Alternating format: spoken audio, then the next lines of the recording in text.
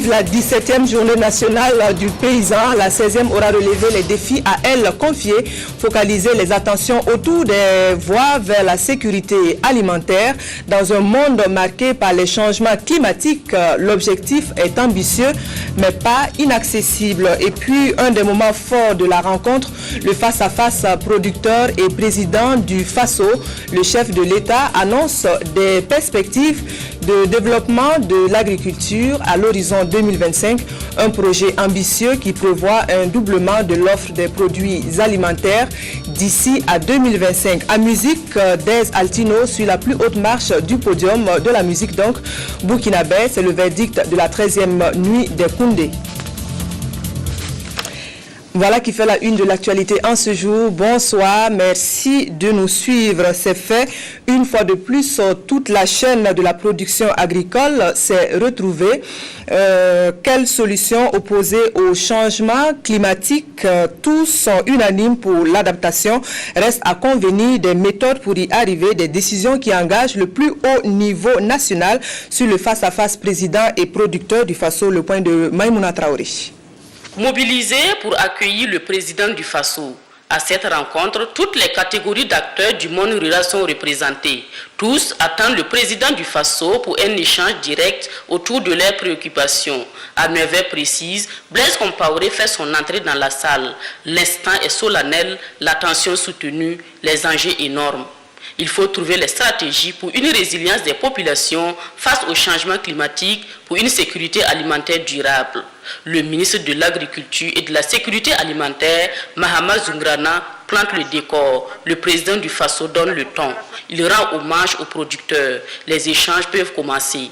Mais avant, on rend compte des conclusions du forum des producteurs et on fait le point de la mise en œuvre des recommandations de l'édition précédente tenue à Wayuya sous le thème « Modernisation et professionnalisation de l'agriculture, rôle et responsabilité des acteurs ». Selon le rapport présenté, le bilan est acceptable. Des avancées notables ont été enregistrées. Et pour remporter de nouvelles victoires face aux adversités de la nature, ces producteurs échangent avec le président du FASO.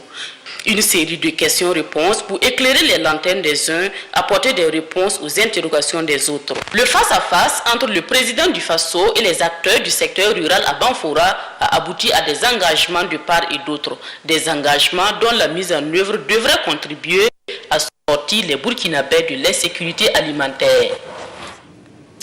Devant les producteurs, le président du FASO a annoncé des perspectives de développement de l'agriculture à l'horizon 2025. C'est un projet ambitieux qui prévoit un doublement de l'offre des produits alimentaires. Pour atteindre cet objectif, 3 axes stratégiques sont préconisés. On revient sur les grandes lignes relatives à ce point de l'adresse du président du FASO avec Karim Sissé. Les regards tournés vers le président du FASO, le monde paysan, écoutent avec beaucoup d'intérêt le discours. Dans son adresse, Blaise Compaoré a témoigné sa solidarité envers les acteurs du monde rural et a salué les efforts déjà entrepris dans le domaine agro-silvo-pastoral pour l'édification d'une économie porteuse d'un bien-être durable. Il est revenu sur l'impact néfaste des changements climatiques sur les systèmes de production.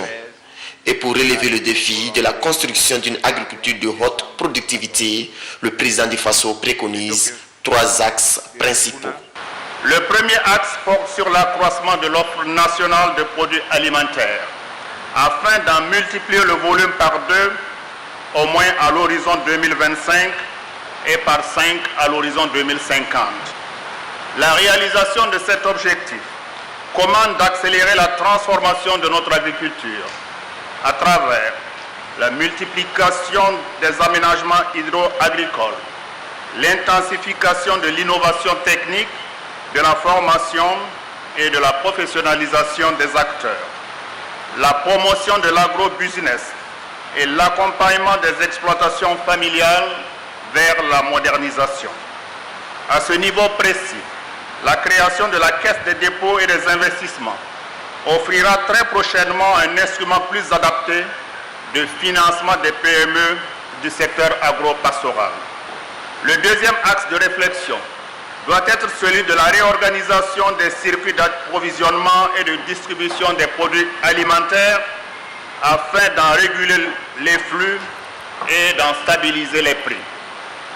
Le troisième axe de nos échanges doit viser à construire au sein des populations en général et du monde rural en particulier des capacités de résilience aux risques et aléas du secteur agricole.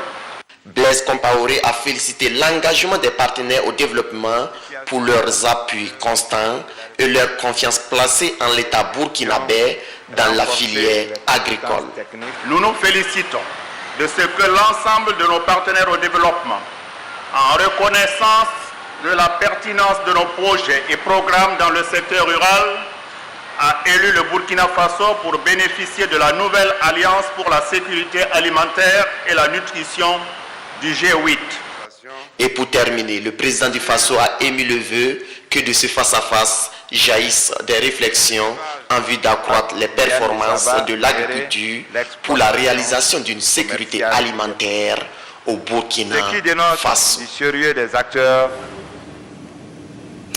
Sécurité alimentaire et résilience des populations, le thème de la 16e édition de la Journée nationale du paysan interpelle plus encore les producteurs du Burkina, premiers acteurs dans la lutte contre la menace de l'insécurité alimentaire. Les producteurs du Burkina venus à ces échanges directs avec le président du Faso se disent satisfaits dans l'ensemble. Ils estiment que les engagements pris sont de nature à booster le secteur de la production. Suivez plutôt quelques réactions recueillies par Tanga Kafando. Les grandes conclusions que se dégagent de ce que j'ai compris, c'est que actuellement il faut que les producteurs prennent conscience que nous ne devons plus continuer de travailler de façon empirique. Il faut tenir compte on se questionnait depuis un certain temps et malheureusement on pensait que c'était dû à Dieu, mais ce qu'on retient au moins c'est que l'ensemble des acteurs est conscientisé sur le fait maintenant que c'est un phénomène scientifique et qui peut s'expliquer, et il faut donc qu'on prenne les mesures pour pouvoir rebondir et adapter nos comportements par rapport à ces changements climatiques. Tout ne peut se faire à la fois. Nous avons vu progressivement par rapport aux années antérieures, en tout cas l'État fait un peu de ce qu'il peut faire. Parce que l'État ne peut pas tout faire à la fois. Il y a 13 régions. Sincèrement dit, l'État fait. Mais ce que nous avons voulu encore demander, d'améliorer par rapport à ce que l'État faisait. Nous sommes conscients que 13 régions, ce n'est pas facile. Et les régions n'ont pas les mêmes réalités. Chaque région a ses réalités potentielles. Mais en tout cas, comme l'État a toujours fait, nous demandons toujours à l'État de continuer toujours à améliorer en tout cas nos conditions de vie, en tout cas pour que au niveau des régions, l'autosuffisance alimentaire arrive en tout cas au dernier village le plus reculé de Burkina Faso. Le chef de l'État nous a promis qu'il y aura des caisses pour des crédits des producteurs. Donc, nous on prie Dieu pour qu'il fasse ça. Si on gagne ça, on est lancé. Le Burkina Faso est lancé. Mais sans ça, toujours ça ne marche pas. On tente mais ça ne marche pas. Les échanges nous ont beaucoup édifiés.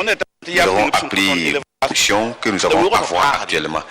Mais là où il faut peut-être corriger, c'est au niveau de la participation. Nous proposons que la participation soit tournante, qu'on n'ait pas les mêmes producteurs qui participent à chaque édition. Voilà les appréciations donc des producteurs sur cette JNP. Puis parmi ces pairs, Moussa Kone fait office d'exemple à suivre. Parti de rien, sa ferme compte à ce jour près de 20 000 volailles. Pour arriver à ce résultat, le jeune promoteur a dû se battre contre les blocages relatifs au secteur de l'aviculture. À l'occasion de la rencontre de Banfora, c'est l'une des fermes qui a retenu l'attention du président du Faso, une visite qui a valeur de prime d'encouragement. Karim Namono. La basse-cour de Moussa Kone séduit autant par le nombre de volailles qu'elle fascine par l'ingéniosité et la bravoure de cet éleveur modèle. La persévérance et une bonne dose de courage lui ont été nécessaires pour faire éclore son projet d'agriculture qui a bercé son adolescence. Aujourd'hui, les résultats se passent de commentaires. Avec 22 000 poules pondeuses, 400 plaquettes d'œufs ramassées par jour, ce promoteur de 35 ans, titulaire d'une licence en gestion, force l'admiration de son hôte. et l'occasion est opportune pour une interpellation. On a de sérieux problèmes surtout pour l'acquisition des poussins et également on n'a pas de subvention, l'accès au crédit est vraiment difficile. Nous était au départ l'appui de mes parents depuis 1995 jusqu'en 1999, ce ne serait pas évident que j'allais atteindre vraiment ce stade-là. Pas à pas, Blaise Compaoré découvre la poule aux œufs d'or de Moussa Koné qui se met à l'heure des énergies renouvelables, le biodigesteur. La technologie est nouvelle mais porteuse d'espoir pour la ferme qui a tant besoin d'électricité. Conquis, le président du Faso salue à travers sa visite les efforts des promoteurs de l'élevage qui occupent une majorité de Burkinabés. Des agriculteurs comme Moussa Koné de l'avis du gouvernement sont des acteurs qui bravent au quotidien l'adversité de la nature pour se faire une place au soleil. Monsieur Koné est un exemple à suivre. En termes d'accompagnement suite à cette visite, c'est surtout la concrétisation de notre politique d'accompagnement de l'ensemble de la jeunesse sur la base des moyens dont mon département dispose. Nous avons par exemple un projet d'avoir un couvoir. Monsieur Koné importe des poussins d'un jour pour son élevage de Côte d'Ivoire et d'autres pays. Nous avons l'intention d'avoir un couvoir dans notre pays pour produire les poussins d'un jour afin que des élevages de ce type puissent continuer de prospérer. Tout comme ces mots d'encouragement immortalisés dans le livre d'or de la ferme Kouna, cette visite du chef de l'État restera aussi longtemps gravée dans la mémoire de Moussa Koné qui dit avoir retrouvé des énergies pour prendre un véritable envol et conquérir le marché potentiel des pays voisins grâce à l'exportation de ses produits. Encouragement aussi aux meilleurs des exposants de la foire de Banfora. C'est d'ailleurs une des traditions des rencontres du monde paysan. Sur près de 130 étals, environ une trentaine à taper dans l'œil du jury. Le point est de Karim Sissé. Cette dame a fait preuve de créativité en art culinaire. Une ingéniosité qui a permis à Awa Coulibaly de remporter 2 prix au concours des meilleurs exposants lors de cette journée nationale du paysan. Le premier prix, c'est l'environnement, c'est les biscuits de pain de singe au moringa oleifera. Et le deuxième prix, là c'est toujours l'artisanat. Là ce sont des biscuits de néré au beurre de karité et au moringa. C'est un produit que j'ai fait d'abord et je l'ai présenté à d'autres personnes qui l'ont goûté. J'ai dit ok, je pourrais le présenter ici pour pouvoir tenter ma chance. Parce que chaque fois il faut innover, il faut aller de l'avant. Tout comme cette dame, ils sont au total 27 lauréats à être primés dans les filières telles que l'agriculture, l'élevage, l'environnement et l'artisanat. Ces intrants de qualité, ça commence d'abord par la semence améliorée. Il faut que vraiment les producteurs changent leur mentalité traditionnelle, rentrent dans le système amélioré. Et c'est ce système amélioré-là que vraiment nous adoptons beaucoup dans notre système de production. Et nous mettons ces intrants de qualité à proximité des producteurs, puisque nous sommes à côté des producteurs pour les accompagner, les sensibiliser, dire l'impact des semences améliorées sur les rendements. À travers ces récompenses, les initiateurs veulent encourager les producteurs et transformateurs à sortir hors des sentiers battus en matière de créativité. Et à cette édition, les producteurs primés ont effectivement fait preuve d'ingéniosité. Dans le cadre de la stratégie nationale de promotion des exportations, les produits de l'agriculture sont en bonne place, ainsi que les produits de l'élevage d'ailleurs. Donc nous saisissons ce genre d'opportunités pour identifier éventuellement nos producteurs qui sont à même, n'est-ce pas, de pouvoir exporter. D'ailleurs, je dois dire que dans les stands, nous avons effectivement aperçu des producteurs qui sont dans le domaine des mangues, qui est effectivement donc un produit qui rentre véritablement dans le cadre de la stratégie nationale de promotion des exportations. En plus des prix officiels, des prix spéciaux ont été aussi offerts aux lauréats. Environ 130 exposants ont pris part à cette compétition et 6 millions de francs CFA ont été distribués. Elle a trôné en bonne place sur les tables d'exposition de la foire dont vous venez de suivre la clôture. La banane figure parmi les spéculations à grande échelle de la région des Cascades. La localité Antille, d'ailleurs, sa renommée de zone de production agricole. La culture de la banane occupe bon nombre de producteurs qui auront flairé la bonne affaire. Gros plan sur un business qui marche. Moumouni Barou. Produire de la banane en quantité au Burkina Faso relevait de la sinecure il y a seulement quelques années. Mais avec la pratique du système d'irrigation à l'aide des motopompes dans les exploitations agricoles modernes, la production de la banane est de nos jours une réalité. Et cette spéculation contribue du coup à la lutte contre l'insécurité alimentaire et procure également des revenus substantiels pour les producteurs. C'est qu'on a pu planter les bananes, ça vaut 60 hectares. Moi, à mon plaisir seulement, parce que j'ai avec les gens qui sont ici, qui gagnent aussi un peu manger là, ils sont nombreux. Donc moi aussi, en tout cas, j'ai travaillé, je gagne aussi. C'est pour cela que j'ai pensé tout ça au Burkina, comme il y a un manque de travail. Or, bon, on peut créer pour qui prend l'emploi, si je fais mes dépenses, tout fini là, par l'année là, je peux gagner 50 000. C'est pas petit. J'ai autre chose à faire. Et puis aussi, les gens qui me suivent là, et aussi là, pareil, il va dire non, moi j'ai gagné 2 millions. Moi j'ai gagné aussi 3 millions. C'est pas petit. Et selon Driss Ngolo Ouattara, pour accroître davantage la production de la banane, une aide provenant de l'État serait la bienvenue. On demande au gouvernement si il peut trouver la solution par rapport à nos gazoles, il peut nous donner hors taxe, parce que nous on paye tout taxe. Or, quand même, un champ qui Alci, le gouvernement nous donnait quelques litres en hors taxe. Ça veut dire que le gouvernement paye les taxes et puis nous donne hors taxe. Bon, à ce moment-là, c'est facilité. Vous savez très bien, les produits maintenant, ce n'est pas moins cher. Bon, si on dit d'aller payer 1 litre à 700, tu utilises par 300 litres par jour. Donc, vraiment, c'est l'argent. Le thème de la présente journée nationale du paysan, sécurité alimentaire et résilience des populations, enjeux et défis, est un thème qui interpelle plus d'un à s'investir dans la dynamique de l'autosuffisance alimentaire et réduire également l'importation des produits agricoles.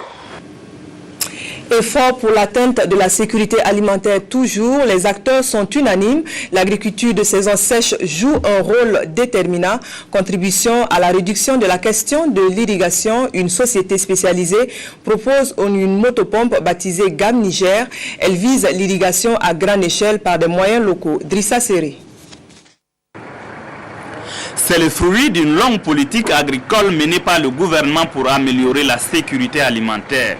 L'agriculture de contre-saison est reconnue aujourd'hui comme un élément important pouvant contribuer à l'autosuffisance alimentaire. Cependant, le constat est que les producteurs qui font déjà leurs preuves sur les différents sites sont limités dans leur travail du fait de l'utilisation du petit matériel et des contraintes liées à la production. Afin d'aider les producteurs à surmonter les difficultés liées à l'irrigation, la motopompe Gamme Niger a été conçue pour répondre aux réalités des pays ouest africains où les conditions climatiques sont très rudes, où la maîtrise de l'eau reste une question préoccupante. Alors c'est des motopompes de basse pression, version 60 à 600 m3/h, destinées à l'agriculture de saison sèche dans des conditions difficiles et avec une performance. Ça nécessite peu d'entretien et de maintenance. Avec une seule motopompe, vous pouvez irriguer de 5 à 20 hectares. Et nos produits, je vous disais tout à l'heure, c'est du matériel tropicalisé. Ça veut dire même à plus de 52 degrés de chaleur, ils vont tourner 24 heures sur 24 en continu sans problème. Et si vous démarrez nos machines comme ça, vous avez minimum 10 ans sans mécanique. Je dis bien minimum 10 ans sans mécanique. Vous ne prenez jamais l'huile et le gasoil dans la rue, vous respectez l'huile et le gasoil à la station, vous suivez les consignes du constructeur, les instructions de nos techniciens et c'est gagné. C'est une question récurrente pour les admirateurs de cette motopompe. Pourquoi l'avoir baptisée Gamme Niger? Pour le promoteur, c'est juste un nom inspiré d'un cours d'eau qui arrose plusieurs pays d'Afrique de l'Ouest, le fleuve Niger. Alors, le nom Gamme Niger, c'est juste le fleuve Niger que nous avons pris, le nom du fleuve, pour baptiser notre produit. Alors, concernant le Burkina Faso, par exemple, nous pourrons dire stigmatiser sur nos motopompes, Gamme Samandeni par exemple, Gamme Bagré par exemple, Gamme Barrage Kanazoe par exemple, Gamme Yakuta, Gamme Lumbila, Gamme Ziga, quelque chose de pareil à stigmatiser sur les motopompes destination Burkina Faso. c'est tout à fait possible. Au moment où le Burkina s'est engagé dans la promotion des pôles de croissance, la gamme Niger, utilisée par les producteurs individuels comme par les promoteurs de l'agrobusiness, pourrait constituer une solution aux problèmes d'irrigation à grande échelle et d'accessibilité à des équipements agricoles de qualité adaptés à nos conditions climatiques. Et puis, cet autre point qui a fait l'objet de discussion à la 16e journée, c'est la question de la dégradation de l'environnement par des déchets plastiques, un fléau qui n'épargne aucun pays, surtout ceux confrontés à une démographie galopante. Avec près de 1500 tonnes d'ordures par jour, Accra, la capitale ghanéenne, a transformé la menace en opportunité. La transformation des déchets sert finalement l'agriculture. Avec son taux de croissance spectaculaire, le Ghana est l'une des économies les plus actives d'Afrique de l'Ouest. Mais rançon du succès, sa capitale, Accra, est surchargée de déchets. Elle génère plus de 1500 tonnes d'ordures par jour. Un fléau que la municipalité est incapable d'éradiquer toute seule. Alors, c'est le secteur privé qui prend en charge cette activité. De la collecte au recyclage, pêle-mêle des déchets domestiques, mais aussi du matériel médical ou encore des appareils électroniques. À Accra, la Carpe recycle près de la moitié des déchets urbains. À pleine capacité, la société emploie directement 500 personnes. Et si le tri des déchets n'est pas encore le fort des Ghanéens, l'activité, elle, est florissante. Les déchets organiques sont recyclés en un compost agricole qui s'exporte dans toute la région. Nous avons reçu des contacts de la Côte d'Ivoire et du Burkina Faso. Ils font pousser beaucoup de légumes là-bas et ils envisagent sérieusement de développer leur marché avec ce type d'engrais. De la croissance au développement durable, ce compost est également vendu aux agriculteurs, notamment dans le nord du pays. Ce qui permet ainsi de sortir le Ghana de sa dépendance aux fertilisants chimiques polluants importés de l'étranger. Autre point de l'actualité, l'offre éducative de la région du sud-ouest s'élargit. Un lycée d'enseignement secondaire vient d'y ouvrir ses portes. Le lycée privé Bater Langou vise à renforcer les acquis de la localité. Retour sur l'ouverture officielle des portes du lycée Adano. Le point est signé de Christophe Da. Ce jour restera gravé dans les annales du lycée Bater Langou de Dano. C'est en effet ce jeudi 25 avril 2013 que le chef du gouvernement burkinabé a présidé la cérémonie inaugurale officielle de l'établissement. Par ces faits, Luc Adolphe Tiao démontre une fois de plus la place qu'occupe l'éducation dans la politique de développement de son gouvernement. L'éducation pour moi est une de nos priorités, vous le savez très bien, surtout au niveau de l'enseignement supérieur. S'investir dans l'éducation, je pense que c'est l'une des missions les plus nobles auxquelles on puisse rêver, parce qu'il s'agit de contribuer à former des hommes et des femmes pour construire et bâtir la nation. C'est pourquoi je voulais donc saisir cette opportunité de la présence à Dano pour venir encourager M. Somé Langou d'avoir donc bâti cet établissement qui est vraiment très bien, comme vous l'avez dit, et qui aujourd'hui apporte une offre supplémentaire à l'éducation dans notre pays. C'est donc une offre de 400 places que le lycée a mise à la disposition des élèves pour cette année scolaire. Un chiffre qui est loin des 80 places qu'il comptait à son ouverture dans la scolarité 2010-2011. Une progression saluée par le Premier ministre dont la visite dans cet établissement était inattendue, du moins à l'ouverture dans la scolarité 2010-2011. Je ne pouvais pas imaginer ça en créant cet établissement et j'ai bien dit dans mon exposé que si je devais encore recréer un autre lycée, je le ferais si le Premier ministre m'annonçait qu'il allait revenir visiter mon établissement. Ce lycée, qui a une offre de formation proche des parents d'élèves, permet aux parents d'élèves d'une part de suivre ses élèves, aux élèves de pouvoir certainement être en contact avec leurs parents et cela évite beaucoup de souffrance et améliore certainement le taux de succès au niveau de l'éducation. Le lycée Bater Langou repose sur une superficie de 10 hectares et propose un enseignement en cycle général de technique série G2, comptabilité, secrétariat et bientôt BP comptable. Question de promotion pour les acteurs du lieu réunis à Koudougou dans le Boulkemde. Le premier conseil d'administration de l'année en cours vise la mise sur pied de l'agenda des grandes actions pour les mois à venir. Le point de la rencontre est signé de Lazare Pouya. fantastique. Ces nuits atypiques qui ont vécu à coup de goût. C'est un avant-goût des conclusions qui vont sortir de ce premier conseil d'administration du secteur ministériel du ministère de la Culture et du Tourisme, CASEM. Réunis à Koudougou dans la région du Centre-Ouest, directeurs centraux, régionaux, partenaires et autres acteurs de la culture et du tourisme vont au cours de cette rencontre d'une journée passer en revue les programmes d'activité.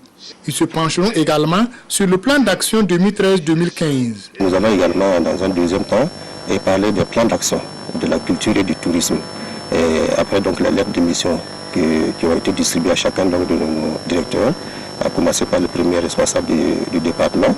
Il était de bon temps qu'on puisse se revoir, même si nous sommes en avril, qu'on puisse s'asseoir et qu'on puisse entendre sur vraiment, le contenu des activités qui vont donc guider et qui vont donc animer notre ministère tout au long de l'année 2013. Pour le secrétaire général de la région du Centre-Ouest, le CASEM constitue un moment important dans la vie des départements ministériels. Il est aussi le moment d'échange, de suggestions et de prise de décision. Bilan et perspectives des politiques nationales de la culture et du tourisme, c'est sous ce thème que les participants à cette rencontre vont mener des réflexions. C'est essentiellement donc de renforcer le cadre juridique et institutionnel. C'est ensuite que ce soit du côté de la culture ou que ce soit dans le domaine du tourisme, c'est vraiment renforcer ce cadre-là. Deuxièmement, nous avons un certain nombre de projets également que nous allons travailler, à concrétiser cette année. Les conclusions de ce premier CASEM devront permettre de promouvoir la diversité culturelle, la créativité et l'entrepreneuriat dans le domaine de la culture en vue de l'épanouissement social et économique des populations. Dans le domaine touristique, il s'agira d'améliorer l'attractivité touristique du Burkina Faso et renforcer la capacité institutionnelle et organisationnelle du ministère de la Culture et du Tourisme.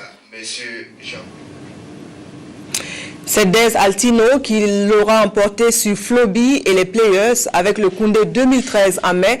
L'artiste se positionne en icône de la musique burkinabé pour l'année. D'autres moments forts ont marqué cette 13e édition des Koundé tenue hier à la salle des banquets de Ouaga 2000. Le point est signé de Claudine Bikaba. Est attribué à Dez Altino. Ainsi, les Koundé 2013 sacrent Dez Altino comme le meilleur artiste burkinabé de l'année. Il a raflé à lui seul 3 Koundés sur 9 dans la catégorie des prix principaux. Il s'agit du Koundé de l'artiste le plus joué en discothèque, le prix du public avec 59,59% de voix et le Koundé d'or de cette 13e édition. Je pense que c'est la joie, c'est rien que la joie. Ça veut dire que notre carrière vient de démarrer parce que le Koundé d'or, il ne faut pas l'attraper et puis s'asseoir. Il faut montrer toujours à tes fans que tu continues de travailler et tu vas le faire plaisir. Je pense que c'est dans ce but que les Argentins voient ce Koundé. Floby vient en deuxième position avec 37,84% de voix et Players est en troisième position avec 2,57% de voix. Greg, l'artiste burkinabé du moment, a reçu la distinction des Koundé du meilleur espoir et celui de la révélation. Le meilleur clip vidéo est celui du chapeau du chef de Smarty et celui de la chanson moderne d'inspiration traditionnelle est revenu à Floby. Nourat, c'est à elle qu'a été attribué le Koundé du meilleur artiste féminin et Séraphine Bansé, meilleure artiste religieuse moderne. Enfin, le Koundé du meilleur artiste traditionnel est allé à Zougna Zaramda. La tradition a été encore une fois respectée. Les Koundés d'hommage aux artistes disparus ont été rendus à Digiti Fils, Tonton Miliné, Thomas Tiendrevego et Jean-Claude Bamogo. Les Koundés d'honneur ont été décernés à Issouf Compaoré et à Pierre Moutouari de la RDC. Quant à Ariel T, elle a été choisie comme meilleure artiste de l'Afrique centrale, Fleuve, meilleur artiste de l'Afrique de l'Ouest, Azonto, le meilleur featuring. Martin Terry a été désigné comme meilleur artiste burkinabé de la diaspora et le Koundé du meilleur artiste étranger vivant au Burkina est Digi Jeff. Cette cérémonie a été riche en couleurs avec la prestation d'artistes comme Rovan, Paso Komba, Ariel T, Awa Boussim et bien d'autres. Une cérémonie bien appréciée par la marraine. C'était une très belle soirée et il faut dire que ça fait quelques années où je n'ai pas participé personnellement et aujourd'hui je suis vraiment comblée par ce qu'on nous a présenté et pour moi c'est l'occasion, les Koundés, de voir des révélations au niveau des artistes burkinabés. Cette 13e édition des Koundé a quelque peu déçu les téléspectateurs et les mélomanes présents à cette cérémonie de l'absence de Fleuver et Nawa Doumbia. Nawa, je ne sais vraiment pas parce qu'elle, généralement, c'est pas une artiste capricieuse. Quand elle dit qu'elle est malade, elle ne peut pas venir, ça je crois. Maintenant, il faut voir ce qui s'est passé tout simplement. C'est dû au fait qu'il avait un contrat. Il a un contrat samedi où il doit jouer.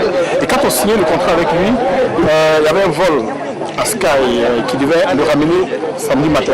Malheureusement, il y a 2 semaines seulement, l'aéroport de Ouagadougou est fermé un certain nombre de jours, dont le samedi, par le ministère du Transport pour travaux.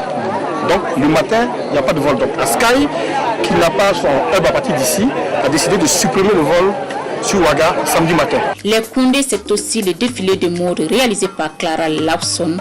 Et cette cérémonie s'est achevée avec la prestation du Koundé d'or 2013. Voilà, on reste en musique. La musique comme facteur de rapprochement des peuples. La 21e édition du festival annuel jazz à Ouaga joue donc sur la note de la promotion de la paix sociale.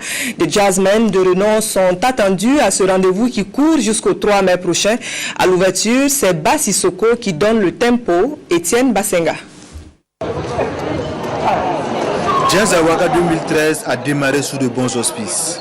À l'Institut français de Ouagadougou, Abdoulaye Diallo et ses amis ont encore gagné le pari de l'organisation de ce festival qui est à sa 21e édition. Pour le concert inaugural, le public ne s'est pas fait prier. À l'affiche, Bassi Soko. Durant près de 2 heures de temps, ce digne héritier de Mouri Kanté a entretenu les mélomanes présents avec Sakura.